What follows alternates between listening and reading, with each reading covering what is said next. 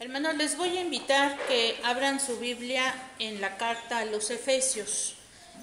También en estas reuniones comentaron que les gustaría que tratáramos de algún libro. Entonces ya Roberto está trabajando en Romanos y el Señor puso en mi corazón que trabajemos sobre Efesios. Entonces vamos a estar meditando sobre la carta de Pablo a los Efesios. Y les voy a invitar que leamos los primeros 14 versículos de esta carta. Vamos a leerlo de manera alternada. Yo comienzo con el primer capítulo, ustedes el segundo, y nos unimos todos en el versículo 14.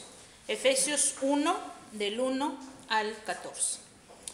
Dice la palabra del Señor: Pablo, apóstol de Cristo Jesús por la voluntad de Dios, a los santos y fieles en Cristo Jesús que están en Éfeso.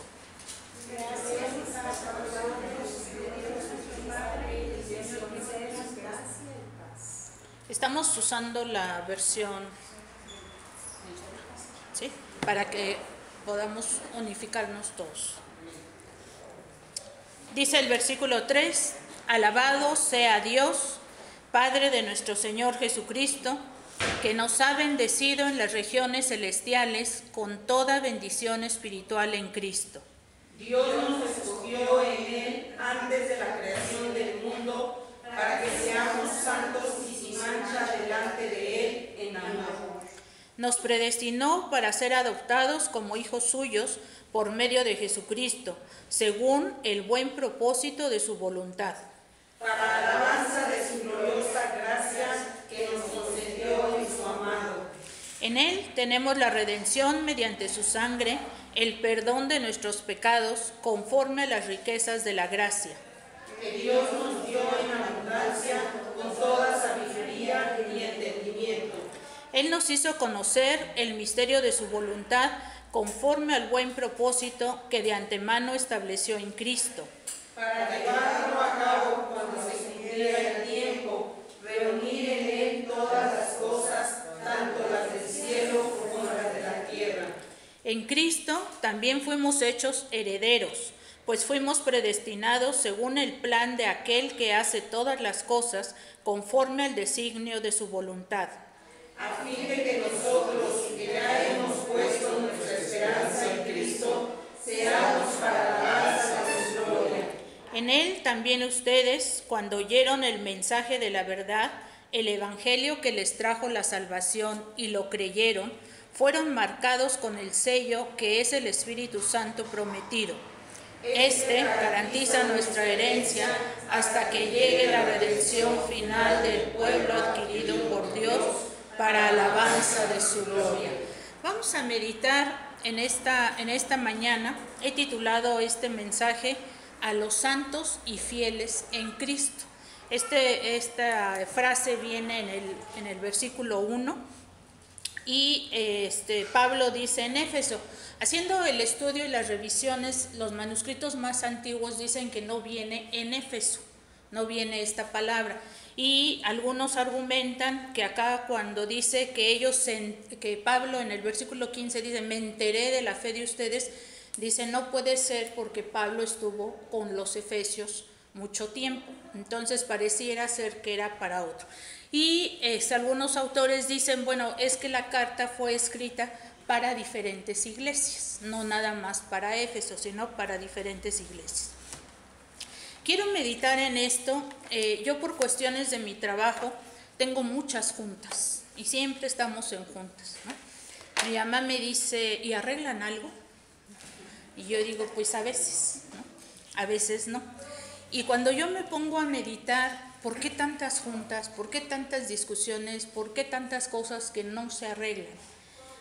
Me pongo a pensar que como seres humanos tendemos más a la desunión, tendemos más a la división, ¿no? Nosotros somos los que nos sentamos en la derecha y ellos son los de la izquierda. Nosotros somos los que traemos familias desde antigüedad de cristianos y nosotros somos nuevos creyentes. Como que siempre tendemos a hacer divisiones, ¿no? Y siempre tendemos a la desunión. Cuando nosotros pensamos en algún problema, ya sea en la iglesia, en la familia, a nivel nacional, encontramos que hay desunión, ¿sí? Que es porque no nos ponemos de acuerdo. Unos piensan de una manera, otros piensan de otra manera, y a veces pensamos que debemos de pensar todos igual, y que si no pensamos igual, no puede haber relación. A veces pensamos que debemos de creer en lo mismo de la misma manera y actuar de la misma forma. O a veces pensamos que los demás deberían de actuar como yo actúo, porque yo soy el referente de que estoy bien. Y no entiendo por qué los demás no lo entienden tan claramente como yo. Esta es una condición como seres humanos, ¿sí? Que no hay unidad. ¿Sí? Decía el pastor la vez pasada, no es uniformidad, es unidad. No es que todos seamos iguales, que todos hablemos igual, que todos pensemos igual. Pero somos llamados a la unidad. Y al estar estudiando este libro de Efesios, encontramos que el tema es la unidad. Pablo les escribe para hablar de la unidad. Y algo grandioso que nosotros tenemos es que la unidad puede ser una realidad. Las iglesias son cuestiones para la unidad. Aquí podemos manifestar que hay unidad. ¿Por qué? Porque solo podemos ser unidos en Cristo. ¿Sí? Cristo es el que permite que haya unidad. A veces es curioso que uno le pide a gente que no cree en Cristo, ¿por qué no actúa bien? ¿Por qué miente? ¿Por qué no hay unidad? Porque no pueden. No tienen a Cristo. No tienen a Cristo. Lo sorprendente es que en nuestras iglesias no haya unidad, porque nosotros sí tenemos a Cristo. ¿Sí? Dios ha congregado, y lo vamos a ver a lo largo de la carta, Dios ha hecho posible lo que parecía imposible, unirnos, siendo todos diferentes, viniendo de trasfondos diferentes, teniendo prácticas diferentes. En Cristo sí puede haber unidad. Y ese es el mensaje que Pablo les va a decir a los efesios. Vamos a estudiar entonces el índice de la carta. Algunos autores mencionan que el índice es los primeros, como acostumbra Pablo en sus cartas. En las primeras 3 versículos vamos a encontrar como esta parte teológica. ¿Por qué sí puede haber unidad? ¿Sí? ¿Qué ha hecho Cristo para que haya unidad? ¿Cuál ha sido el papel del Padre? ¿Cuál ha sido el papel del Hijo? ¿Y cuál es el papel del Espíritu Santo? ¿Y por qué podemos tener unidad? Y los últimos 4 capítulos 4, 5 y 6 habla de poner en práctica esa unidad. ¿Sí? Acuérdense que Pablo no le gusta nada más la teoría, da elementos prácticos. ¿Sí? No nos vamos a ir creyendo que sí se puede la unidad, sino nos dice ponlo en práctica. ¿Y dónde lo ponemos en práctica? En la familia, en la iglesia y en la sociedad. No debemos de esperar que afuera haya unidad y nos la transmitan y yo viva tranquilo. Lo que debo de hacer es de aquí sacar la unidad afuera, decir que sí es posible la unidad. ¿Sí? Acuérdense que la iglesia lo que hace es transforma. Veíamos ahora en la escuela de dominical con Fernando, que decía, bueno, es que estos eran los que han trastornado el mundo, ¿no? Porque las cosas que no eran posibles, ellos las manifiestan posibles. ¿Sí? A mí se me ha hecho muy bonito ahora con la enfermedad del pastor, que en la escuela dice, no, es que los cristianos sí se ayudan mucho. Esa es la idea que ellos tienen. Es que los cristianos sí están juntos, sí ven unos por otros. ¿Sí? Y eso es lo que tenemos que ver aquí. No buscar esa unidad allá, aquí la tenemos que tener y llevarla hacia allá. ¿Sí? Y en Cristo es posible, por nosotros mismos no es posible, porque cada quien piensa diferente. Y si ustedes se ponen a pensar en el último problema que han tenido, pues ha sido por diferencias. Yo veo las cosas de una manera y la persona con la que tú ves las diferencias las ve de otra manera. ¿Sí? Y ahí decimos, es que tú estás mal, y ellos pueden decir, no, es que tú eres la que estás mal. ¿Cómo logramos acuerdos? En Cristo. ¿Sí?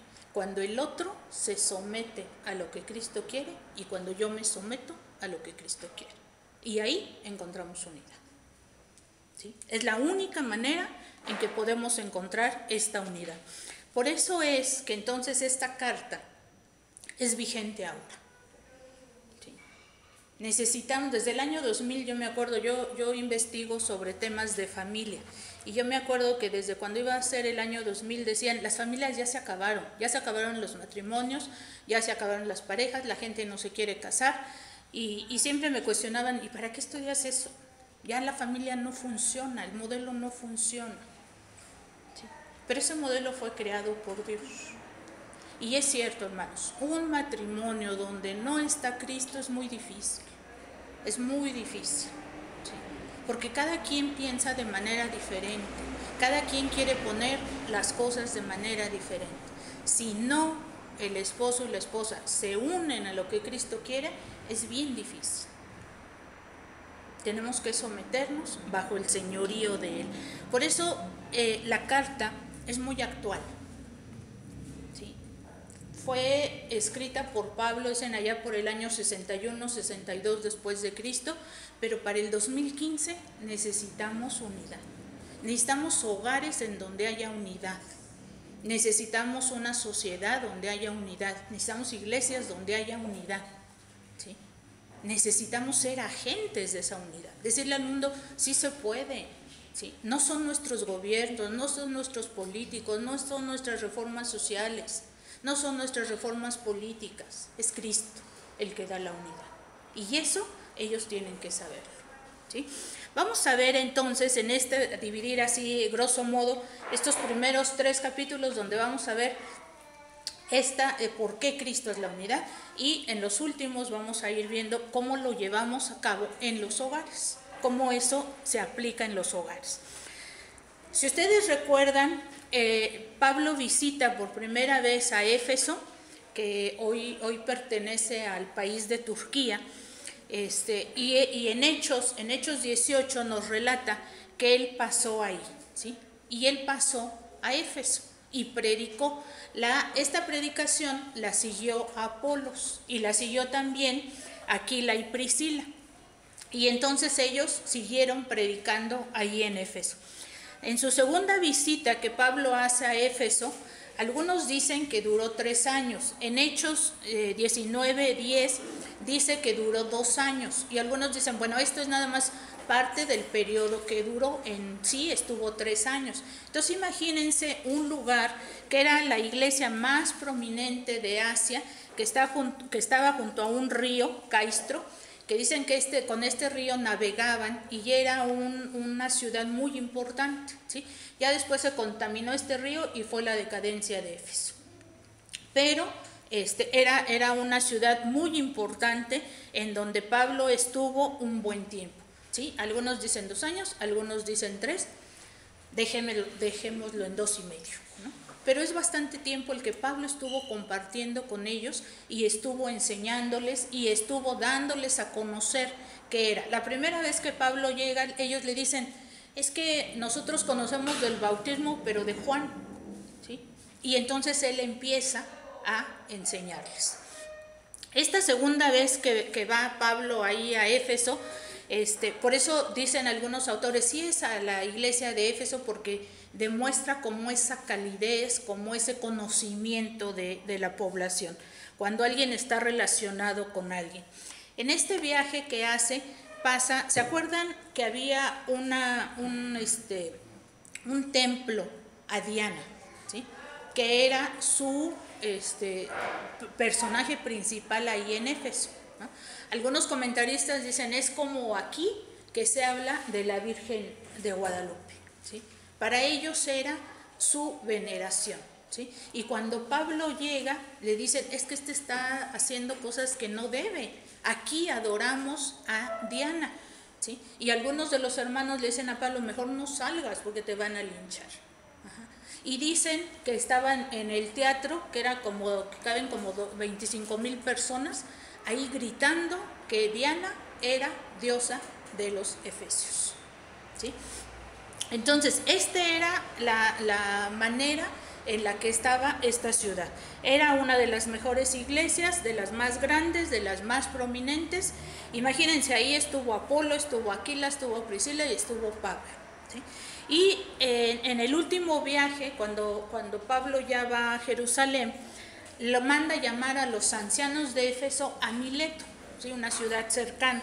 Y es cuando él les dice, no los voy a volver a ver más, porque él se va a ir a Jerusalén, lo van a tomar preso y lo van a llevar cautivo a Roma.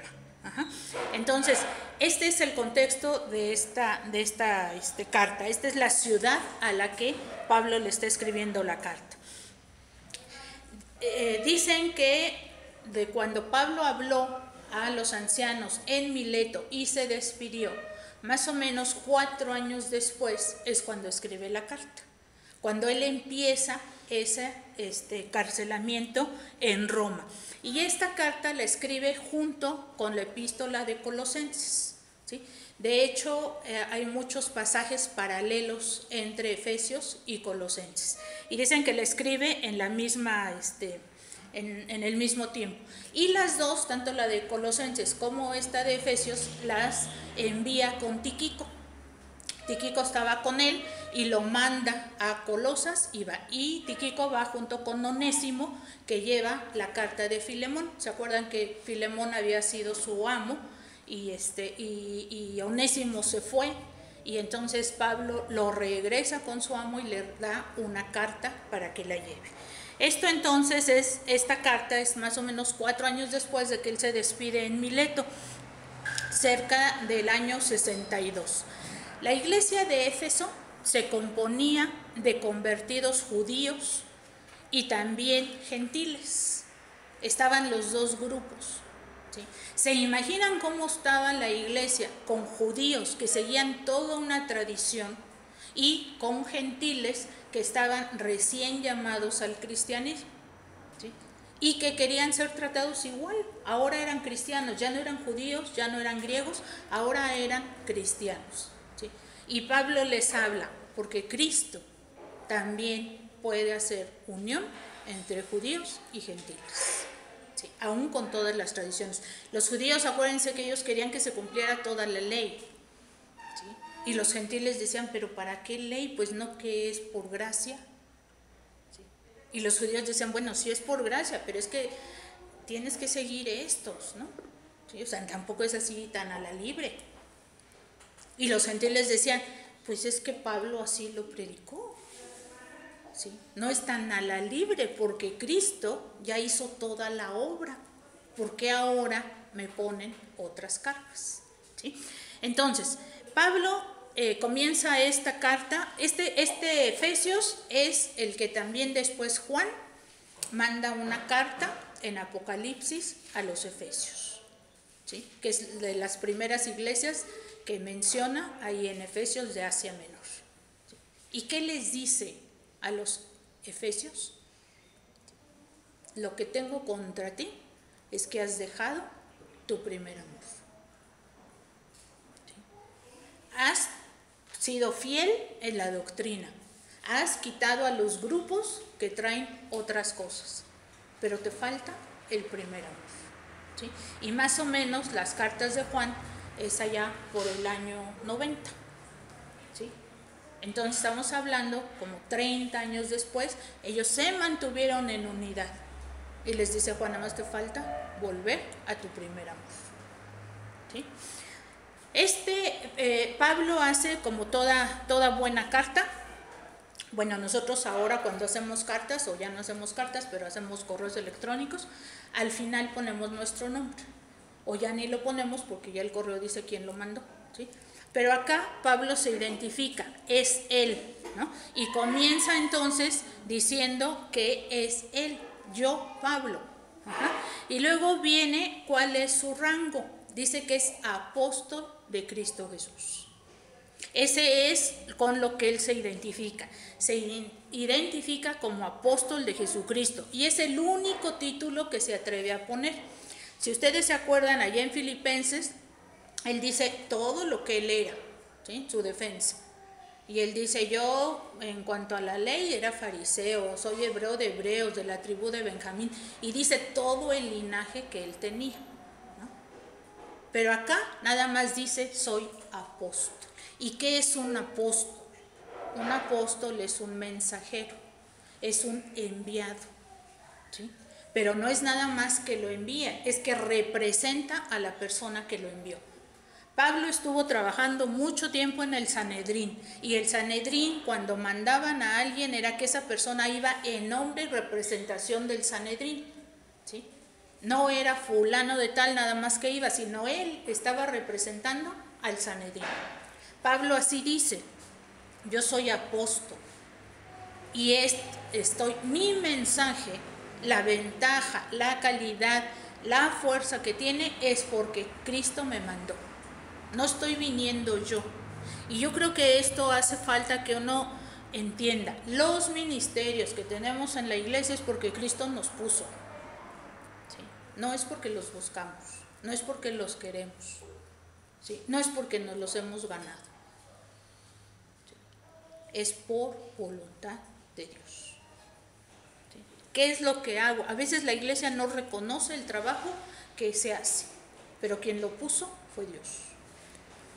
Y entonces Pablo dice, es un alto honor y es algo que defiende. ¿Se acuerdan? En las cartas de Corintios, él defiende su apostolado. Cuando le dicen, ¿y tú quién eres? ¿No? Porque este nombre de apóstol era nada más para los discípulos que habían estado con Jesús. Y le dicen, ¿y por qué? Y en las cartas a Corintios él defiende esto. Cuando él dice, por voluntad de Dios, indica a quién pertenece. Soy mensajero, pero ¿de quién? ¿Sí? Y dice de Dios. ¿Y de quién proviene su autoridad? De Jesucristo. Nada más. Nada más. Y ese es el mensaje que nosotros debemos de dar afuera. Somos enviados de Cristo. No porque queramos, sino porque Él nos lo mandó. Fue hecho apóstol entonces por voluntad humana. Digo, por voluntad divina, no humana. ¿Sí? Fue la voluntad de Dios. La palabra entonces es un representante que tiene la comisión y tiene la autoridad de actuar en nombre y representación de aquel que le mandó. No es llevar un mensaje. Hermanos, nos hemos puesto a pensar que nosotros somos mensajeros del Señor, que esa es nuestra autoridad, que eso es lo que tenemos que decirle al mundo. Nosotros en nuestro mensaje le llevamos la palabra de Dios, ¿sí? Y tenemos esa autoridad. No es nada más llevar el mensaje, sino es representar a quien los ha enviado. Así que cuando Pablo se identifica como apóstol, está declarando a los que han de leer esta carta que tiene la autoridad de Cristo y que el mensaje que tiene para ellos es de urgencia divina. Dios quiere darles a conocer ese mensaje, ¿sí?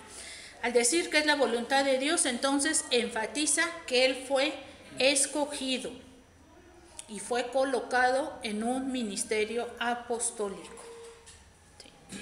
La autoridad de Pablo se basa en el mensaje que proclama, de tal manera que todo oficio en el reino de Dios es porque Dios lo puso. No son méritos nuestros, no son capacidades nuestras, es voluntad de Dios, ¿sí? Y dice en el versículo 1, la segunda parte, a los santos y fieles en Cristo Jesús. ¿Qué santos y fieles? Fíjense que le está hablando a una iglesia que ya está constituida. No está hablando como un mensaje evangelístico, le está hablando a una iglesia, santos y fieles. Me llamó la atención que una de las cosas que habla de la fidelidad es que dice que en contraste con el pensamiento griego, Los hebreos no entendían la fidelidad como una actitud o cualidad en sí misma, ¿no? Para el hebreo, la fidelidad era esencial que estuviera en relación a alguien, ¿sí? El griego podía decir yo soy fiel como una cualidad mía, ¿sí? El hebreo lo que decía es vivo en fidelidad con, ¿sí? Con esa persona, con esa relación es fiel. Entonces el griego decía yo soy fiel, ¿no? El hebreo decía yo soy fiel en mi relación con fulano. Era una situación relacional, ¿sí? Y Pablo retoma esto. ¿Qué es santos? Hemos visto muchas veces que los santos es el que está escogido, ¿sí? El que está apartado para una misión especial. Tanto el estado como la condición de santos. Fueron apartados por Dios, pero fueron apartados para un servicio especial, ¿sí? Hermanos, a veces lo repetimos tanto, alcanzamos a entender qué es ser santo, qué es ser que Dios nos escogió, que Dios nos apartó para una obra especial. A veces, como ahora el testimonio de nuestro hermano Guillermo decía, Dios fue misericordioso conmigo y ahora mi compromiso, ¿no? Y los demás. Cuando nosotros meditamos, a ver, Dios me apartó. ¿Qué sería sin Dios? ¿Qué sería mi vida sin Dios? Dios me escogió, Dios me apartó para algo especial. Dios nos ha apartado.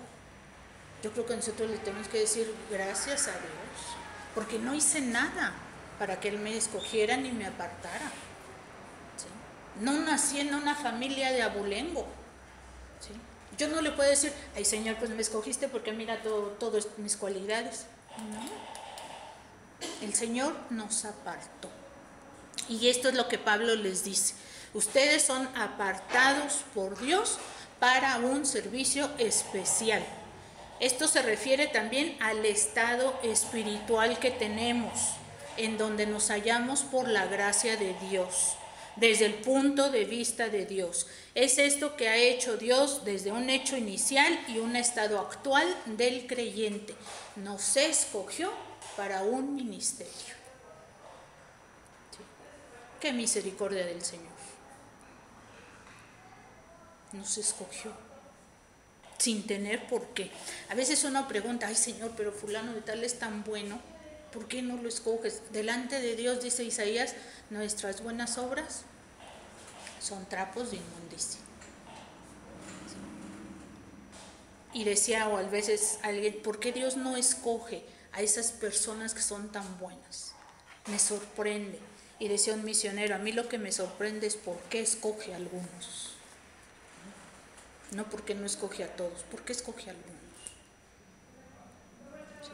No tenemos cartas credenciales para decirle, Señor, pues mira, yo soy buena, yo hago esto, yo siempre me he portado bien. No, el Señor nos escogió y nos apartó para algo de su obra, para hacer esto. Y apartado y consagrado continuamente en su servicio. No es algo que sucedió allá, es algo que continúa sucediendo, ¿sí? Algo que seguimos.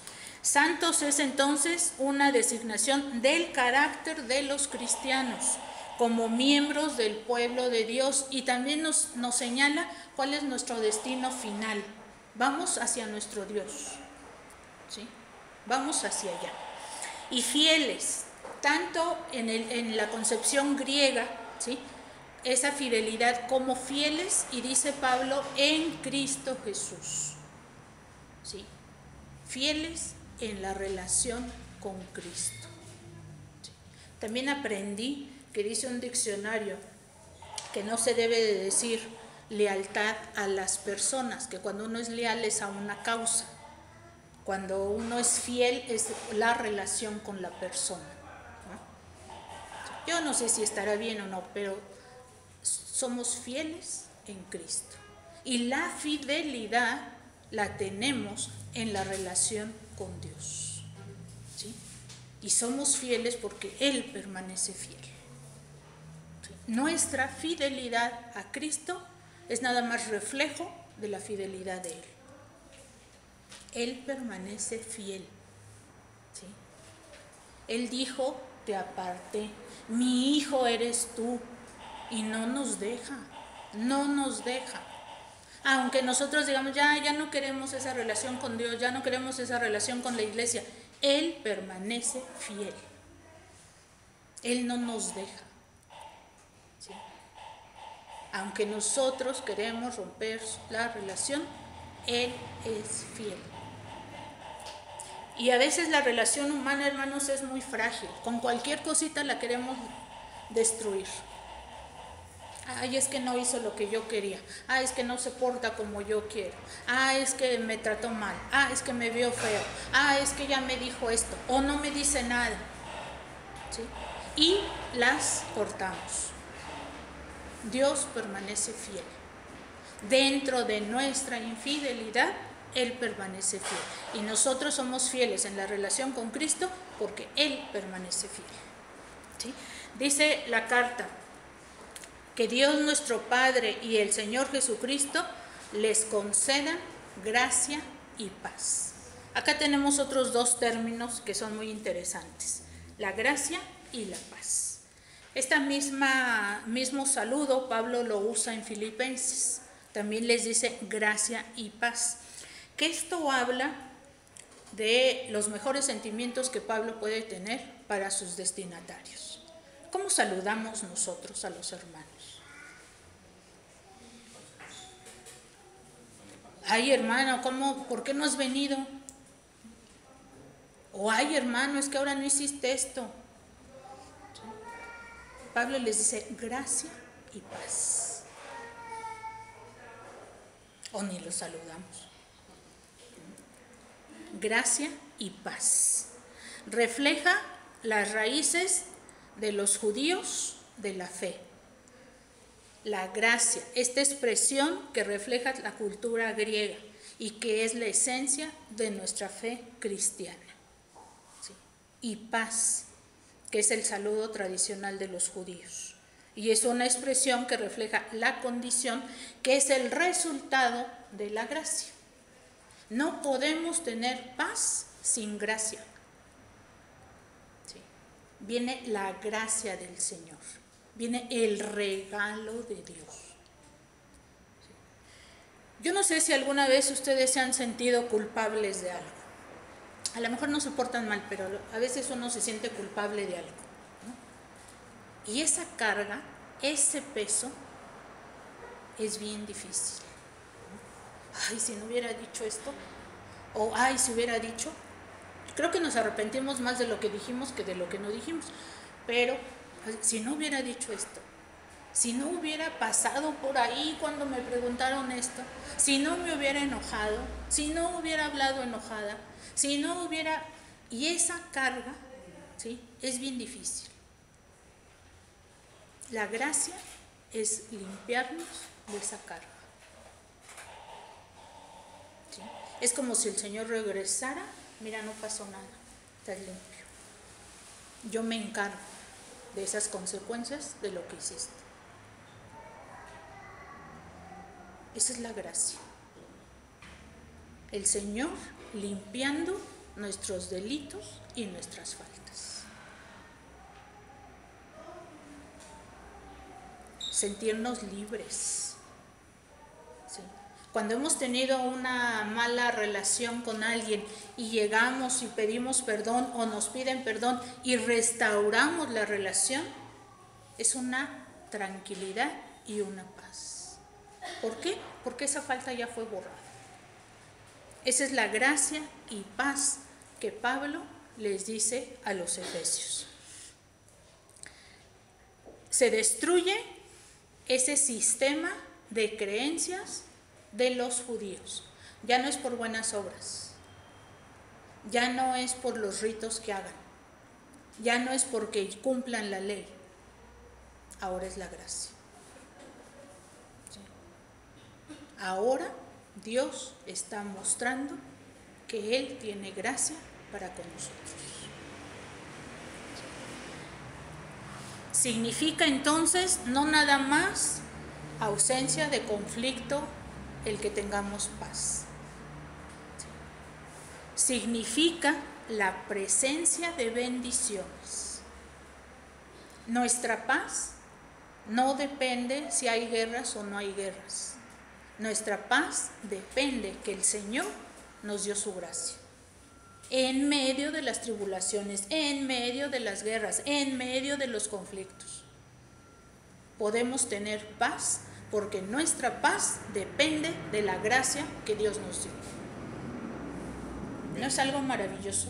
¿No es algo que el Señor ideó que a nadie humanamente se le hubiera ocurrido? Sí. Los judíos no gozaban de esta paz. Los griegos menos. La paz proviene del Señor y es consecuencia de la gracia que ha tenido para con nosotros. ¿Sí? Roberto ha mencionado ahí en Romanos que esto se funda Occidente, ¿no? Los orientales, cada quien tenía su lugar, su tribu, su religión y tenía normas, no se mezclaban.